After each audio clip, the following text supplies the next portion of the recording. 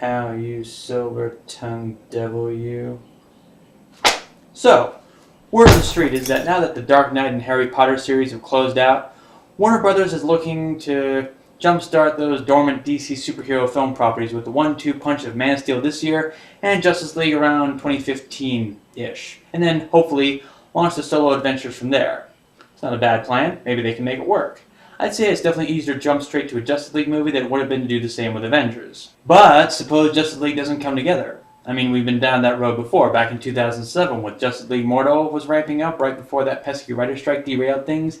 And now, there are rumors of script problems and the whole mess going back to square one. Again. Avengers was a smash both critically and commercially, so to match or even surpass that success, if they want another billion-dollar franchise, the last thing to do is take whatever script they got on the table and rush it through production. Even if Man of Steel is successful, which I honestly think it will be, Justice League might still need more time to stew. It's a lot of pressure to put on one movie. It's not just launching one franchise, it's launching several. Well, it just so happens I have a proposition. A plan B, if you will. Actually, it's plan C, since that was plan A. I'm talking about a way to give Justice League the time and attention it needs to become excellent, while keeping the DC brand alive on film, but without simply copying Marvel's every move in the process. So if Man of Steel is step 1, then step 2 is quite simply, make the damn Wonder Woman movie already. She's way overdue for the origin story treatment. I mean, this isn't Princess Amethyst or some obscure forgotten property. This is Wonder Woman, damn it! She's the top superheroine! You have the advantage here. People who never read comics know about Wonder Woman. Enough hesitation, enough of this, we don't know if audiences are really ready to see a lady superhero on the big screen. Look, if they want to take a page from Marvel here, they should think of Wonder Woman as DC's answer to Thor. Her powers come from magic, she fights monsters, she hangs out with deities, and to be honest, there is room for some fish out of water hijinks.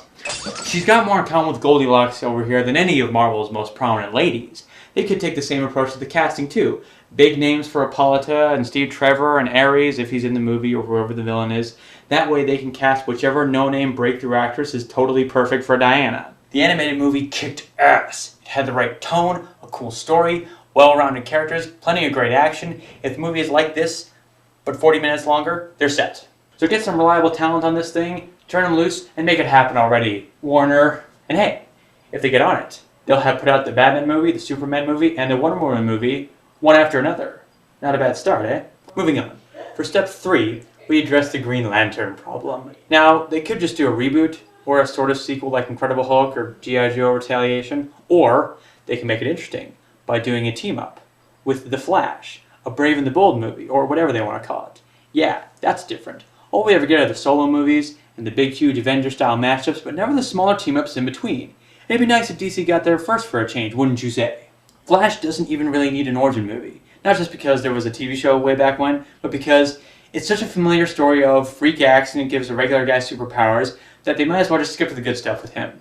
As for Green Lantern's origin, while that movie had problems, we still got the general idea. A team-up will be a great way to pull off a soft reboot for GL without the pressure of getting another solo film exactly right. Once they get past all that, this one has the potential to be the most fun. Not only could it make for a great buddy movie with the superpowers, which surprisingly hasn't been done to death, but there's a lot of flexibility with the story, and they can have their pick of supervillain adversaries. The only big question is, do they stick with Hal Jordan, or do they switch it up with Jon Stewart?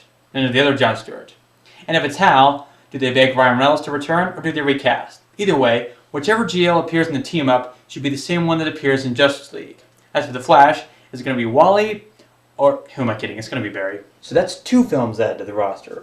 On to step 4, in which we ask, how do we reboot Batman? Now, if it were up to me, I'd do a Batman live-action show, but that's not a discussion. We're here to talk about the movies. And as long as we're on the subject of superhero team-ups, how does Batman and Superman sound? This too was attempted 7 years back unsuccessfully, but if it's a direct follow-up to Man of Steel, and it's on the road to Justice League, then it actually has some momentum behind it. Like Brave and the Bold, it would act as a soft reboot for Batman that's way more interesting than trying to follow the Nolan films with another slightly different solo outing. More importantly, it'd be harder to do this one after Justice League. Even if it's a prequel, it lessens the impact if we've already seen them work together on a bigger team. But if before all of that, We get a whole separate movie where Bats and Supes can butt heads for the first time. Then Justice League doesn't have to do as much heavy lifting in that department, and can get on to the real story.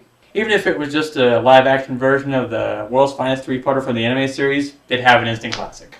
And best of all, these three movies, Wonder Woman, Brave and the Bold, and World's Finest, with different cast and crews, can be produced and released relatively close together, and for no more than $150 million each, I believe.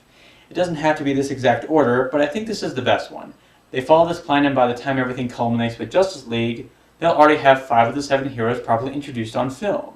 See, they shouldn't have to wait and see how well Man of Steel and Iron Man 3 perform before they get their butts in gear. We've seen, time and again for years, that well-made superhero movies can be successful, and it's not just a phase. Marvel didn't wait for the market to open up for them. They made it happen.